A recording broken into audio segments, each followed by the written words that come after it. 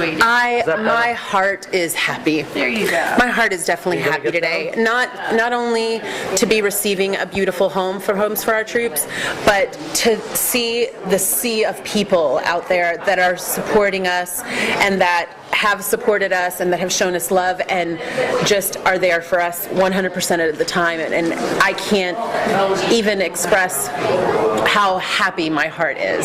So I'm just happy. This happened in 2006. I mean, it's been a long road.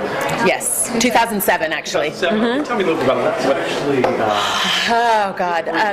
Sure. No, Anthony and 7 of his Marines, some of which are actually here today, were standing post on a bridge outside Fallujah over a 6-lane highway. A suicide bomber came through and detonated what they estimated at 3,000 pounds of explosives under their post station. Out of 8 men, all of them survived. There was not one fatality but the bomber himself. Anthony, unfortunately, was the worst injured, and that is when our journey began. So, I mean, for lack of a better way, he went from Fallujah to Baghdad to Balad to Germany to Bethesda to Tampa to New Jersey to Tampa to finally home.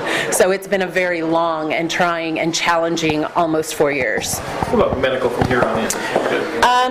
Medically, he is good. He is healthy, and I plan on doing everything within my power to keep him that way. So it just, we continue to make sure that he's healthy, comfortable, and happy, and that's what this house is going to allow us to do. Close to the lake and everything out here. Exactly. We really lucked out in the form of the location and the fact that our neighbors are 100% wonderful. So we're really lucky. I've gone through a journey that anyone our age hardly goes through, and we have both grown so much from it and with each other. 4 years ago, my husband, Sergeant First Class Scott Noss, was in a helicopter crash in Afghanistan, which has left him 4 years later mentally conscious. 4 months after his injury, I met this beautiful, beautiful woman. She was pregnant, had the prettiest curly hair ever. I was so jealous. But I met her in Bethesda, Maryland, and we had all the nurses tell us, y'all need to meet each other. We felt like we were having a blind date or something. Everyone was like, you've got to meet Yvonne, and Yvonne was like, you've got to meet this wife, Ryan. But what I didn't know was that 4 years later, this beautiful woman would be my partner in crime. Oh, she would be my confidant, my soulmate friend, and that her child she was carrying, I would be the third person to hold him, and I affectionately call him Bubby, and he would be practically mine. She just didn't know it yet. But I saw this woman just,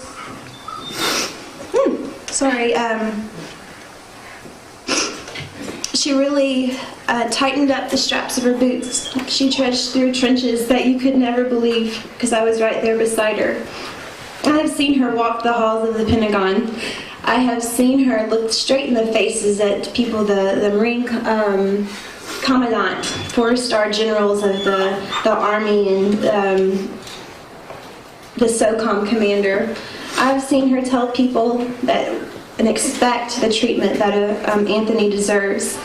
And we also traveled to New Jersey together, where we participated in experimental treatment for our guys, and we were also roommates in New Jersey. So for 3.5 years, Scott and Anthony were roommates. And how appropriate that we both were granted and blessed a home from Homes for Our Troops. I'm so proud to say that we were able to move in 3 months ago to our home in Birmingham, Alabama, which I wish Birmingham, Alabama was right next door to this house. But that home gave us a quality of life that we were only praying for. Scott was out of the hospital, out of fluorescent lighting, which does nothing for my complexion. And he was actually able to be home and healthy. The environment, the accessible environment was also very, it was safe to move him around in our home. We had an overhead lift system that was able to transfer him to and from his wheelchair into the bathroom. Every doorway, hallway was accessible for his wheelchair. And what I know our situations are very different in the sense that, you know, Yvonne was blessed with a beautiful baby boy. And the one thing that I really pray for this family is that they will find the peace, the joy, and that comfort, and that sense of contentment that my husband and I have found in our home.